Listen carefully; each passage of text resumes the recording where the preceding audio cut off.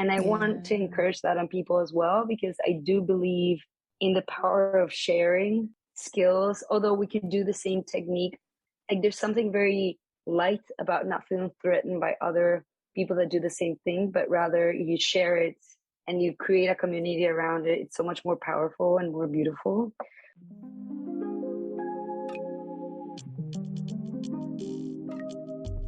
There is only one you, and that is your superpower. You can't F that up. However, you can get stuck. That's why I created this space called Unstuck Yourself with Crystal Simmons. Unstuck Yourself is about figuring out what has you feeling frustrated, isolated, or depleted of energy so that you're able to unstuck yourself on your journey through life when you don't know how to move forward. Unstuck yourself in your career that no longer excites and challenges you. Unstuck yourself with negative thoughts that seem to be doing cartwheels in your head consistently. I don't have the answers. You do. You always have. I'm providing the time, space, and grace for you to reconnect to that knowing. I'm Crystal Simmons, coach, speaker, and facilitator, and I'm grateful you made it here. Let's begin to unstuck yourself. Welcome back. It's me, Crystal, your favorite unstuck corporate coach. As life keeps lifing, Crystal's AAAs will increase your awareness to what is and isn't working, highlight your innate abilities to take purposeful action. And today is a special day with our interview episode with the dope Catalina Escallón. Catalina is a Columbian visual communicator who believes in the power of strategic thinking and the creativity of every individual. And you'll see how much she really enjoys empowering others to solve problems creatively and also to feel more comfortable and authentic in their workplace. Catalina is the co-founder of Noodle, an idea accelerator studio where they work and train teams within organizations to come up with creative solutions and develop their problem-solving skills. Catalina believes in a more human workplace and brings that to her own and other businesses. Her biggest passion is textiles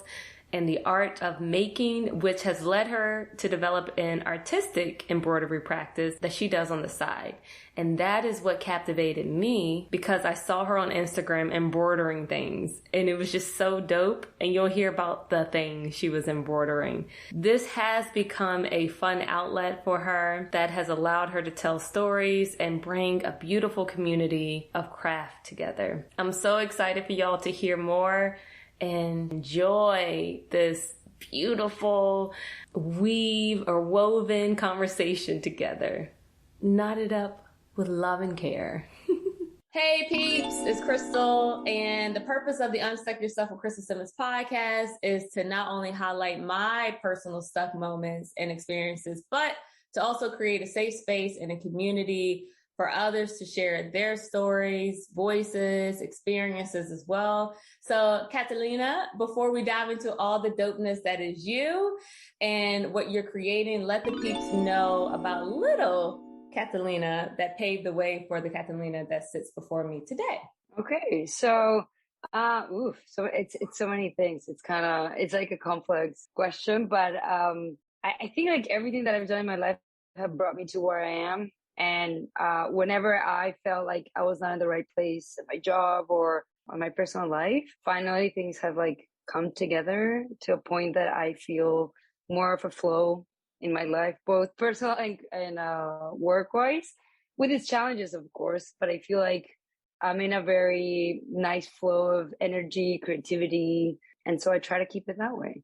And for the people who are not familiar with you, tell me a little bit about what you're currently working on. Sure. I have like 2 parallel projects that I constantly work on. I started my business in the beginning of the pandemic, which is Noodle Studio. And I have a partner also, she's also Colombian.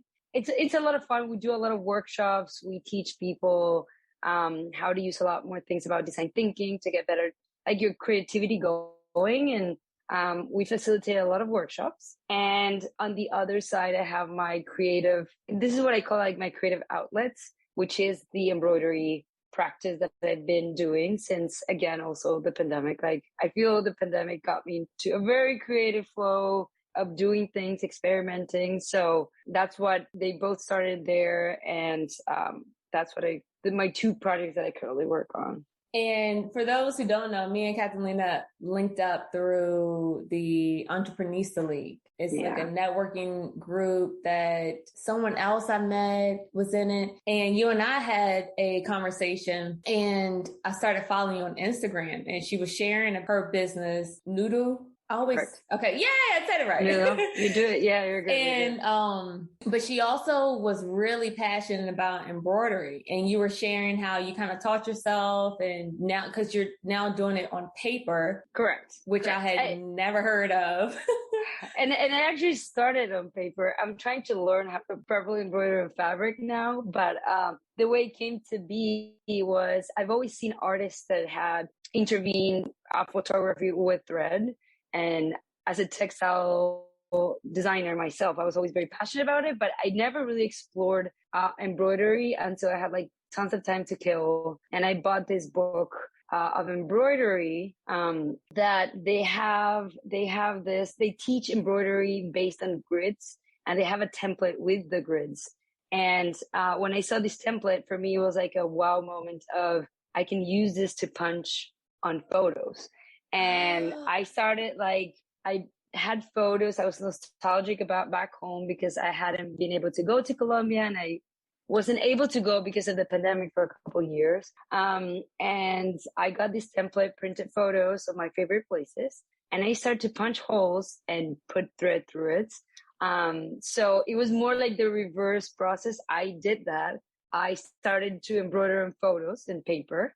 And now I'm trying to learn the basics of embroidery and fabric, which is like they each have its limitations. Like it works very different paper, and it has more limitations, but that's I think what pushed my creativity even further. So that's kind of how I started to embroider on paper. That is so impressive and dope as I don't know what. Like to say, oh, I could actually like embroider on a picture, like that is amazing. I feel like you started the more complex way, and now you're going back to like, oh, wait a minute. The basics. Me figure out, the foundation. Yes. To build upon that. That's actually courageous, but it's still very powerful. So tell more about you starting the business with your other partner. You mentioned that. Like, how long has that been in fruition, and what does that look like? So a little bit of like the way I started is I got laid off in March 2020. So I was like out of a job. No one was going to hire me anytime soon. And I really wanted to explore like freelancing a little bit. I'm a graphic designer and I worked in textiles. So I went back to my graphic design roots, and I started doing some freelance here and there and started to work with branding projects. And then I had this friend that we became friends because we worked so well together. She's the reason I got my first job in New York City. Because I went to a party and I met her, and they were looking for interns. So that's how my CV came into the company. Nice. Like a big textile designer here. And so we always wanted to do something together. And I told her about the project I was doing. And a couple of months after, she lost her job too. So I pulled her in, and we started. I always wanted a partner. I love working in teams. I think like different perspectives just bring so much power into creativity. So we started working together. So that was October 2020. And it's been a very interesting process. We've learned a lot. We've been perfectioning our services because we initially started with branding, with the graphic part and the strategic elements and the workshops that we started to do. But then over time, we realized that the workshops is our favorite part. That's where we bring a lot more value to our clients. And, we can bring our personalities, like our genuine selves, into working with our clients. And I think that's where it's more natural to us. Yeah. So now that's what we're focusing on. And we're out there just working in workshops. And what we try to do to people is kind of get their ideas to a better place. But it's about simplifying what you want to do. Because like businesses have so many ideas, especially entrepreneurs have like so many ideas. They're so creative. You just need to like find a way to simplify those ideas so that you can make them happen. Yeah. So we help them kind of simplify their ideas so they can start pushing it in a way that it's more clear for their consumer, for the people they're hiring, so they can get their business off the ground. You know what's intriguing? You basically created the metaphor I'm about to use right now, where you've always had the thought of, oh, well, I have this background, let me tap into that, and then being able to get this job or start this business, but then pulling someone in because they too need an opportunity. But not even that, you taking that and saying, okay, we're capable of doing all this stuff. Let's try it. And then you simplify it as like, oh, but there's more bang and beneficial and power and connection by doing these workshops. So you started with big ideas and like, let's do it. And it's like, oh, let's dial back a little bit. So just like with your embroidery, you're like, oh, I wanted to, I started there. Let me do it on pictures, which some people might be like, no, I want to learn like me. Some people is me. Let me know the basics so I can expand in certain areas. That's how I approach situations. But I feel there's so many other people out there who might think like you and look around and be like, but nobody's doing it this way. They're not going big and then scaling back. So I want to thank you for just putting that out there of as entrepreneurs, as just career individuals who enjoy their job, but they're looking at other aspects of, I do get paid well here, but I want to like go after that job. But no one's doing the courageous and curious actions like you were speaking of. So thanks for putting that out there of you might have a thought and there could be some benefit from following that thought. And me and Catalina were talking about pronouncing the company's name and how, well, I'll let you explain the story of trying to figure out the name of your business and how that went about. Cause I think it's so cool. Yeah, of course. And it's also like something I learned. Look, I was a person on a job that it was okay, but it was not feeling everything I wanted. But I always had this idea so abstract and far of like, I want to try and experiment with things. And the reality is that the only time it starts to happen is when you actually start to get on it, and you don't have the answers right away of what's going to be the service or be your business. You just have to like mess around with it and be courageous enough to just give it a shot.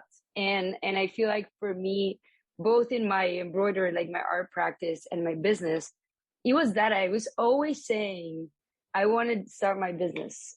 I want to have like a creative outlet out of my job that I could do whenever I want that makes me happy. And I had that in my mind for years, but it never comes to fruition until you just lose the fear of, and it's not making a mistake. It's just like, you don't know where it's going to take you. Yeah. And when I started this business, so to the story of how the name came to be, I initially I thought it was going to be by myself. And I wanted both my embroidery and my consulting to be under the same roof and under the same brands. And so for me, thread, it's so much about connecting things and telling stories, which is a lot of what I do with my photos. Is like, how do you bring these things that usually don't come together and bring them into one story? Which is all of us. Like, how do we tell our stories of the places we love or our identities? And like me, a lot as an immigrant living in a different country, is like, how do I bring those two things together? Because they're both very important of who I am. And so embroidery and knots and creating knots and connections was very important to me. So initially, when I started the branding process, we had this name of Why Not, as in not KNOT, which is exactly what I'm saying. Like, why not give it a shot? Why not? But at the same, be witty with the knots of embroidery and all of this that I'm saying. But it was very hard to trademark because there's a lot of complexity when it comes to trademark. And so I started to think about how to create that same message with different words that would be a bit more easy. And then I heard the word noodle, like the noodle soup and the noodles that you eat. And for me, noodle sounded very similar to knot in Spanish, which is nudo, which is NUDO. That is knot in Spanish. So that's how Noodle, our brand today, which is spelled Noodo, came to be, was the mix of the word in Spanish noodle and then the phonetics of the word noodle. And that's how Noodle came to be. It's so clever. And I think it's tapping into my inner hungry person because I love noodles. But the story behind it of that means something to you and then to share it to other people. And I know it's unlocking things for other people, but I appreciate the why not and then trying to go through that whole process. But I do think this one's better, it's cuter, and you have a story to tell to explain. Because I would bet, how many times have you said that story? Like, where did that name come from? Where did that? I actually, I think we should do it more because people are like trying to figure out how to pronounce, and we should just say like noodle. Just remove the L out of noodle, and we could tell the story. I feel people, and this happens a lot with brands. You just learn, people tell you how to say it or what to say, and you just go into this mechanic aspect of it. But when you find out the story, you're like, oh, yes, it's so powerful when you understand, and everything is interconnected, because at the end of the day, which is everything we always tell our clients, everything has a reason for existing, and every campaign. And if you do it in a thoughtful way, it comes to the customer that way. There's nothing more powerful that when your customer finds out this story and the meaning behind the name, and they're like, of course, this makes so much sense. And I was telling Crystal, as two, like a Latin business, we're both Colombian, and we try to bring that a lot into how we do business, and it's part of who we are. It's so nice when clients find that the name has so much to be with our language, our culture. So it is something that we should share more, this story. And thank you for encouraging me, because I think we should. But it's very powerful when people realize that everything has a connection and a reason to be. Yes. And I just got chills because it really came from me. Like, I don't want to mess it up. I want to be able to say it right. And she just went into the whole story. I was like, wait, we got to share this on the podcast. But the fact that, again, this is another analogy, because me asking the question and you being open and vulnerable enough to share your story, but not even just share it, Catalina, but to have that story available. Because you could have just picked any name and been like, this is what I do. I'm a graphic designer. Like, I graft, I design, like, and that's it. But to incorporate pieces of your culture, who you are, your experiences, into what you're planning on creating and growing and connecting other people to appreciate it, hear more about it, be more educated. Like, it's a continuum. Yeah. That is the dopest part. And yes, I challenge you to share it however way you see fit. And I'll take the challenge. Yay! So tell me about the first time that the thought came to you that you enjoyed embroidering. It's so interesting, because for years I was obsessed with textiles since I could remember, and that's why I wanted to go into this world. And I've been traveling and learning about every technique in the book, but I was never drawn to embroidery. I learned weaving, I learned dyeing. And there was so much about, like, I actually had a floor loom that I got because I thought weaving was so amazing. It's so mathematical. It's beautiful. And the reality is that I could never get comfortable with the medium. I love other weavers. I love what they do. I love learning about it, but it was not a good medium for me to express my creativity. And when I was in the lockdown and I was anxious because I did not have a job, I decided to just buy a book and buy thread. It was completely like, I don't know how to embroider, might as well learn.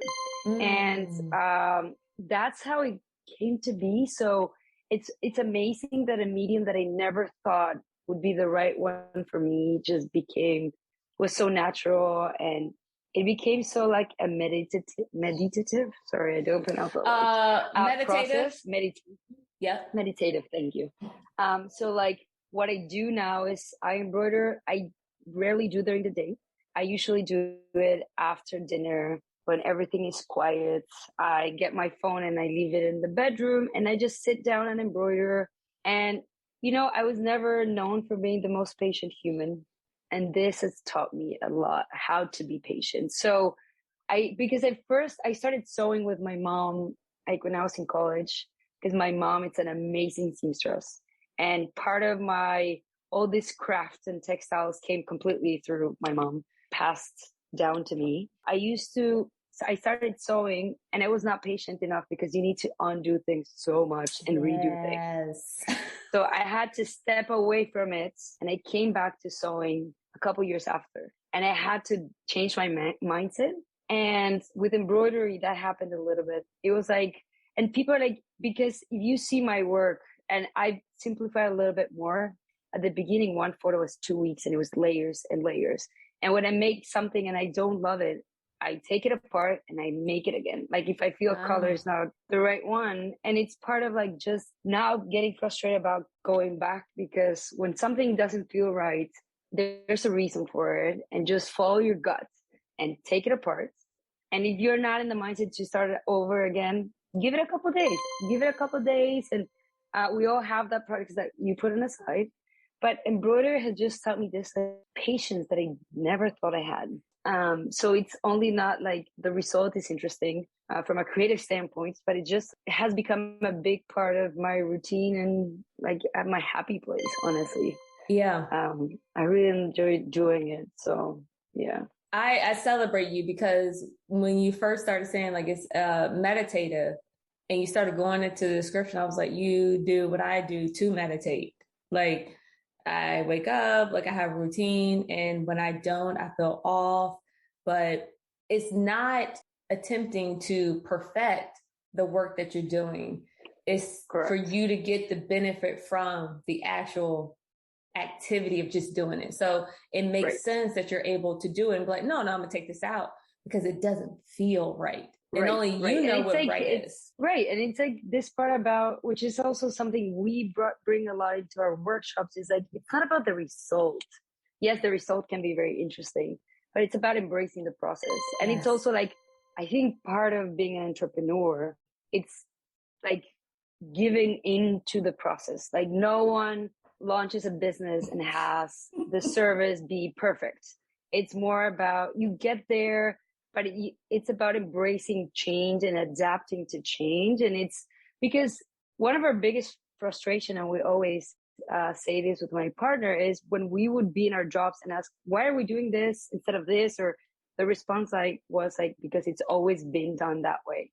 And that's a very wrong way to go about processes and business, because our surroundings, and if something the world taught us last 2 years, is that everything changes. Yes. And you have to be ready to adapt. And it is uncomfortable and it's difficult, but if you create systems, and that's why our workshops are so powerful, is learning teams and managers and people to embrace change and adapt and not take it as a bad thing, but on the contrary, how can you make this work better for you? Yeah. And if you have like everything that's happening, like politically, like health wise, be willing to adapt to what's happening in the world, because we're not like, everything affects, the context affects everything of who we are, what we do, how we do it. Yes. And you just need to be. And so I feel the embroidery, that's something I've been able to bring into me as a life lesson, that when you have a rough time as an entrepreneur, which, well, it's lonely and it's freaking tough. Yes. It's just like embrace. It's part of a process. You need a bit of the lows to get to the highs. And I just like embrace and kind of let go of where you have to be and just embrace where you are, kind of. And I think, no, it's beautifully put. Basically, you're saying like, this is practice. As life keeps lifing, you don't react so harshly when things change. So just like when people talk about meditating, it's not about you sitting there perfectly and not having 85,000 thoughts run through your mind, because they will. It's about what is your reaction to you sitting and being intentional of, I'm going to embroider. Oh man, I don't like this. I'm going to take it apart. Not like, no, I sat here to finish this project by this time. And now you're eliminating the whole purpose. And you breaking down that way or reacting that way is how you're going to react when change happens at work. It's how you're going to react when your kids are feeling emotional or running all over the place or people aren't being supportive. It's you deciding what your practice is to just prep you for life. It really is. Right. And I feel like everything that we do, and like we had, when we started, a client that was very challenging. And for us emotionally, we felt defeated. But the moment we realized it was not a defeat, but the best way to learn, and that everything brought us something else, we're able to see the opportunity to grow rather than get frustrated with what we lost or what we didn't do right. And I feel that that's why it's so important to focus on like the bigger picture.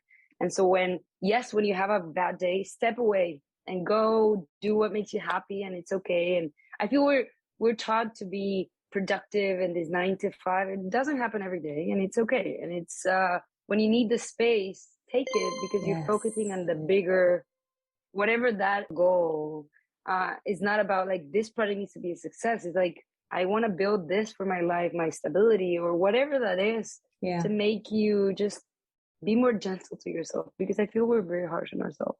Yes, I agree. And I want to ask you, have two things coming up. I want to ask you more about the workshops, but I want to also ask, what is your bigger picture when you're embroidering or you're doing the workshops? What is your bigger picture? And it could be with this, it could be with something else. I don't know how I'm going to get there, but part of my entire family lives back home. I'm lucky enough that my parents come to visit multiple times a year. It's been 8 years since I moved to New York. Mm-hmm. I feel like I'm missing something from my family there. So I want to create a life that gives me a better balance between Colombia and here, whether it is me visiting my parents, and I'm part of very big extended families that I'm very close to, that I don't see as much. And when I was working here, like my regular job, I would see them 1 week a year, that I would go home, and that was not working for me. So either if I ever have kids here in the US, I want them to have some of the childhood and the things I grew up with that are my favorite things, that make a big part of who I am. So for me, that's very important. And that's my bigger goal, is how do I bring to my family here, my life here, my Colombian part of me and my family. Yeah. So that's what I'm building towards. Nice. So building that connection between you and your family and the culture, and also your future family, but keeping that connection tight, and I want to say knotted up, but with a noodle. Yes. Yes. That's dope. So tell us more about what your workshops look like, because I know you've been sharing a little bit, and I just find it very intriguing and exciting. Yeah. So a little bit, it took me a bit because of what we were saying. I take a lot of workshops of how to embroider on fabric, because, and it's very interesting. And part of my motivation to start doing the workshops was people would always say like, oh my God, I would love to embroider like you. I don't have the technical skills, so I don't know how to get there. And a bit of what I like to do is kind of demystify that, because I started and I used 2 stitches, straight stitch and a stem stitch. They're like the simplest stitches they could possibly be. So I want to like take that barrier of like, I have to be a great embroiderer to create something interesting. So what I do in these workshops is show people what are all the elements they can play with to create something interesting. So I use the 3 stitches. Well, there's a third one, which is the French knots, talking about noodle and knotting. And I use these 3 stitches, but there's so many elements. When you take a picture, there's like the composition of the picture itself. How is going to be the compositional aspect of embroidery? What patterns can you use? And what colors? Because you can create something very interesting with very basic technical skills. It's just how you go about the whole thing. And it's also, and that's another thing that there's so much with social media that we see, and there's so much silence out there that we all get like intimidated about. Like, how am I going to think about doing this when I'm not even close to these people? And the reality is that when you start to look at most of these people, they've been doing it for 10 years, 20 years. It's about practice. And so I just want people to get comfortable with just messing around with it, with the technique. So my workshops are broken up into 2 sessions, so like usually 2 weeks in between. The first session I cover like all of this color composition. What am I looking at when I'm looking at a picture? What things can you play around with to make it look interesting? And then I give them 2 weeks in between so they can look for photos, whether they want to embroider a photo of couples or their like with their significant other or the baby, because I do a lot of like commissions also for like people, although most of my work is places and what they need to me. I also do people, so I give them like those 2 weeks to look for for different photos. They can come to me and I can give them their feedback. And then the second session is more get to know us as a group, embroider together.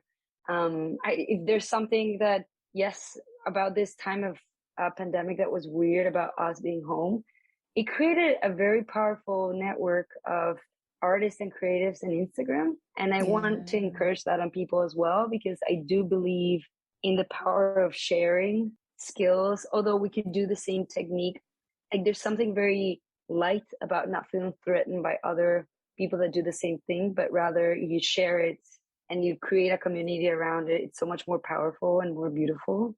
So I encourage people that. So the second session is more about getting to meet the group and people telling what they're doing and just share and embroider together.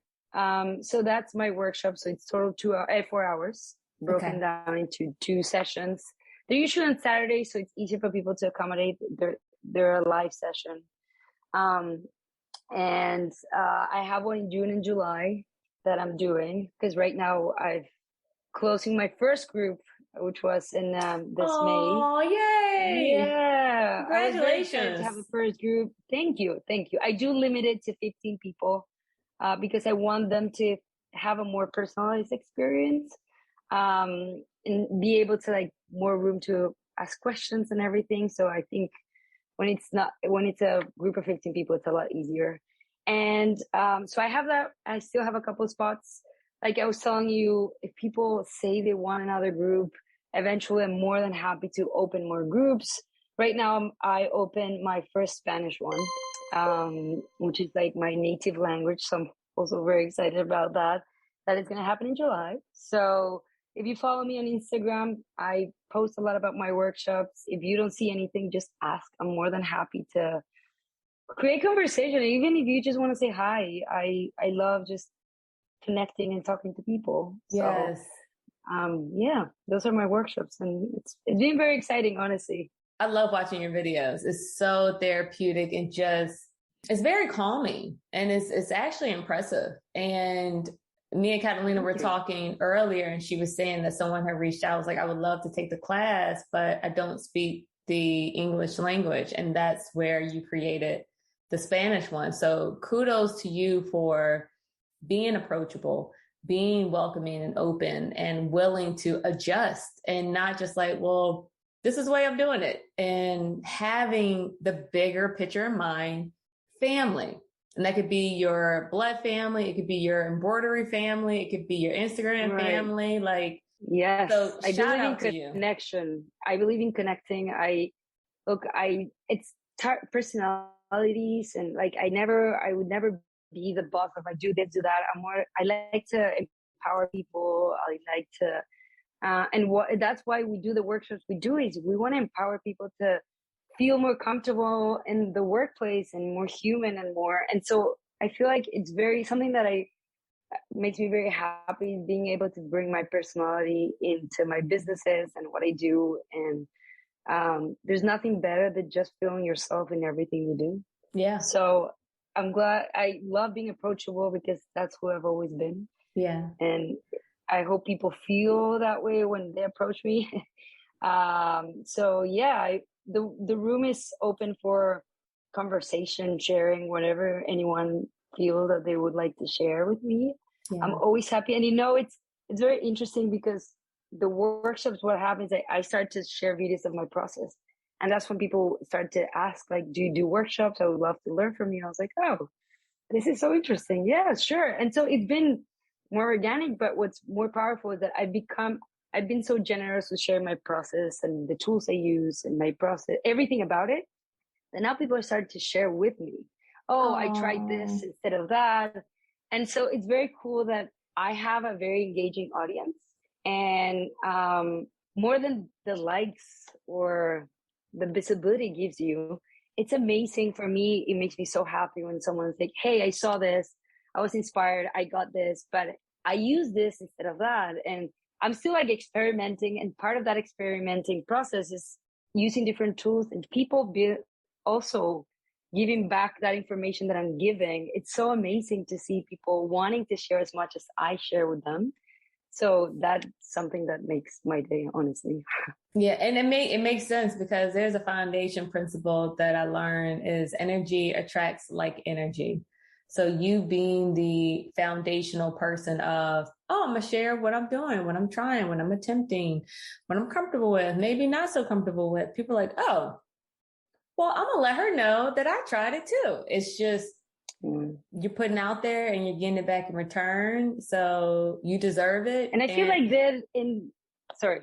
Go ahead. No, I was going to say like just how we met and everything. I feel like the moment I was like, I want to connect with other entrepreneurs, these female networks that are amazing. If there's any female entreprenista, I really enjoyed it because it's opening this energy of, I want to share, maybe someone like see how we can help each other, but just like in this spirit of sharing, when you share that to the world, it comes back to you and it's very powerful. It is. And it always comes back in a way that, well, I'll speak for myself. It comes in a way that I wouldn't say never. Most of the time I don't envision it, but I am looking for it in return. So when it comes, I'm like, oh, well, this is interesting. I like it, but just didn't have an expectation. So when we did get on the Entreprenista, it was either the new member orientation or the finding out about it. I can't remember, but I remember your energy being calming, opening, and you were very light. And the way you spoke was just very confident, but in a way of it's encouraging for others to do the same. So I was like, okay, I wrote down a couple of people that I want to connect with. So I'm thankful we were able to get together and connect because I really enjoy your videos and I enjoy sharing them, but also just being like, I didn't even know this was a thing. So just blowing my mind. I'm very curious about stuff. So that pleased me of like, oh, this is so cool. But yeah, there's so much to discover out there. So much. If you allow yourself to do so, like, just like, I don't know what she's doing, but I like it.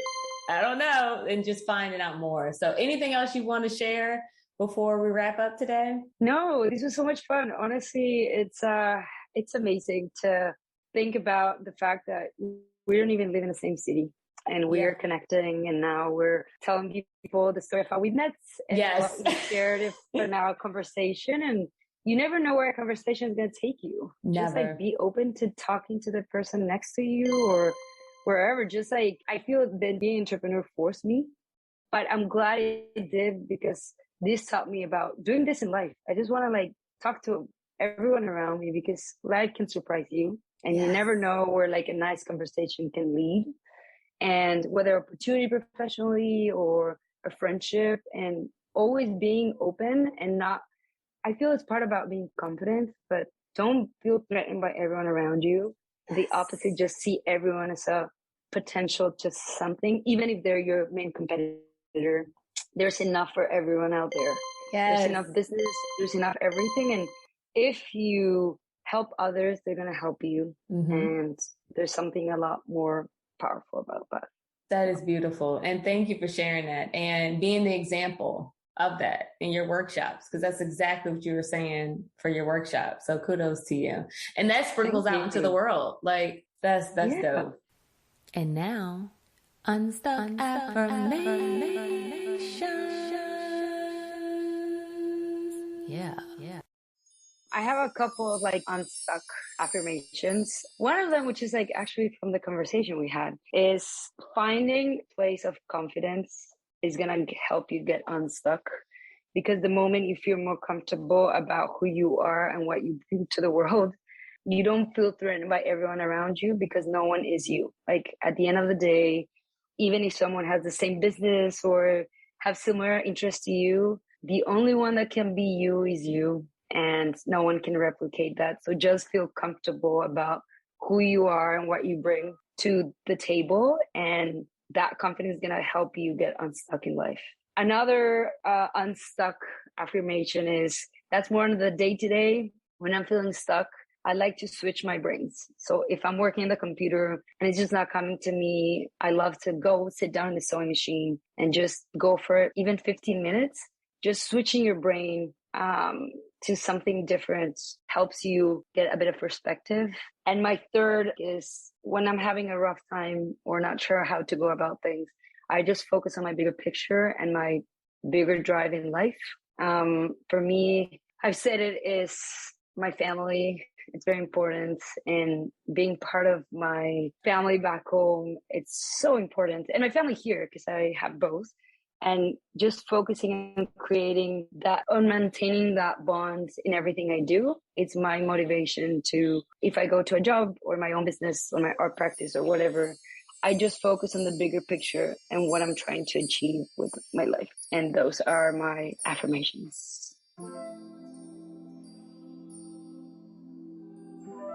Okay, that is a wrap. I want to thank Catalina for coming on and sharing her journey of valuing herself by following her bigger picture, her values, from her starting her business in 2020 with her partner, but fulfilling that want of hers to work with a partner and create that business. Especially when life is lifing, she and her business partner, her friend, were able to embrace those changes that occurred. Thank you, Catalina, for recognizing the importance of connections with others. Y'all, please be sure you click the link so that you can see Catalina's website, Noodle, and also her IG account. I have the personal IG account, the business IG account, and the website is www.noodlestudio.com.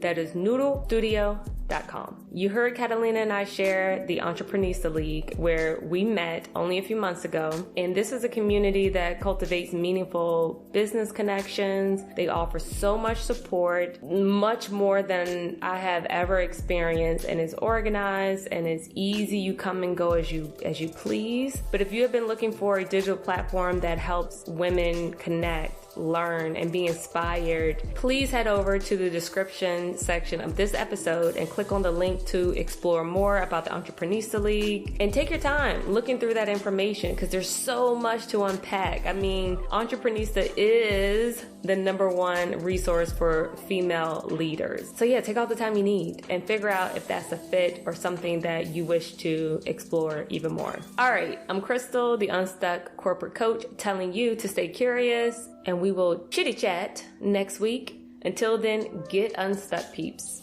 Bye.